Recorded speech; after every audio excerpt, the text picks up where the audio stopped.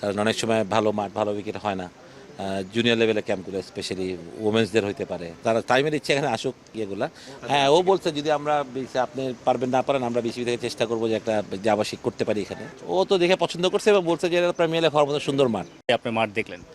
Very happy. Phone করছিলেন, আমি শুনলাম পূর্বাচলে আছে, তাই বললাম তো আমি কেন ড্রপ ইন একবারের জন্য একটু 5 মিনিটের জন্য, বলে শুনবে অবশ্যই আসবো।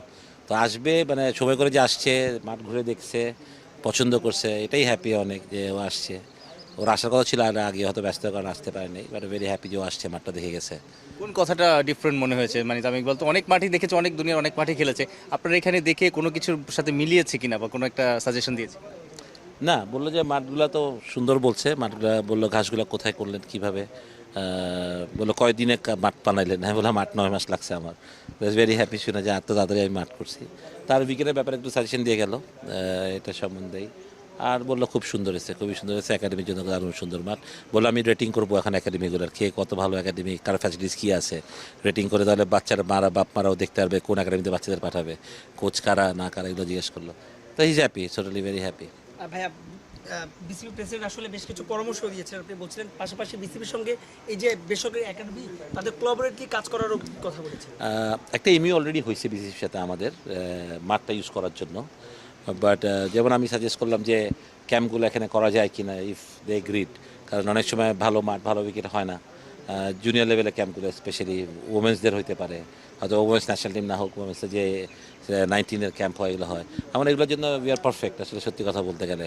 তো ওইটার ব্যাপারে বলছি, তো লেট দেম থিঙ্ক, তারা যদি মনে করে তারা টাইমের ইচ্ছে এখানে আসুক ইয়েগুলা।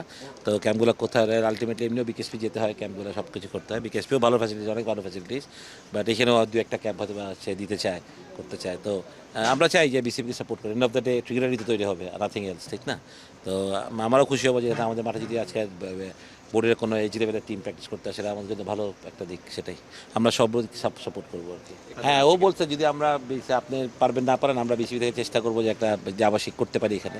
বাট এটা তো জাস্ট কথার কথা, আমার আবাসিক আছে, জিজ্ঞেস করলো কতজন থাকে এখানে, আমার একটা দোতলা করা যাবে, আমরা সেটাও প্ল্যান করে রাখছি। তো ওইগুলাই তখন মানে মানে আসলে যদি এখানে খেলা হয় অনেক বা ক্যাম্প হয়, তখন আমরা অনেক কিছুই করতে পারি আসলে। মানে আমার এখন যা আছে it's good enough for my academy. But আমরা এটা তো ডেভেলপমেন্ট অবশ্যই, আমাদের স্বপ্ন আছে আরও ডেভেলপ করার, আরও বেস্ট করার। আমরা চাই এটা নাম্বার 1 একাডেমি হোক বাংলাদেশে, সেটা আমাদের সবার স্বপ্ন। মানে আমার পার্টনার যারা আছে, তাসকিন, সৌম্য, মোসাদ্দেক, সাইফুদ্দিন, সাইফ হাসান, সবাই ওই স্বপ্নটাই দেখে।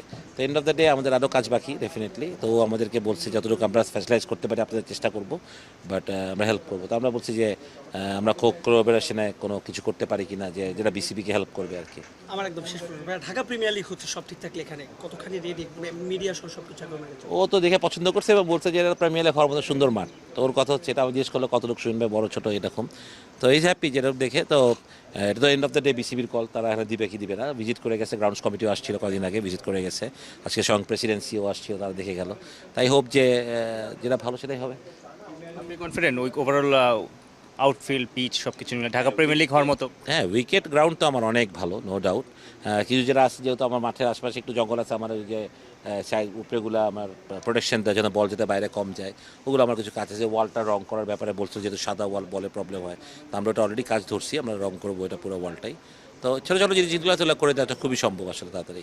পাশাপাশি ভাই মিডিয়া অ্যাকোমোডেশনের একটা ব্যাপার আছে, প্রচুর পরিমাণে মিডিয়াও আছে যদি ঢাকা প্রিমিয়ার। আমরা মানে পরে টেম্পোরারি আমাদের কিছু একটা করতে হবে ইনশাল্লাহ, আমাদের কোনো জায়গা খালি আছে, কিন্তু ওইখান থেকে আরামে দেখা যাবে। আমরা এর আগেও মানে বড় তাঁবু টাকায় ফ্যান ট্যান দিয়ে করছিলাম, তো আমরা এরকম কিছু একটা করে দেবো ইনশাল্লাহ।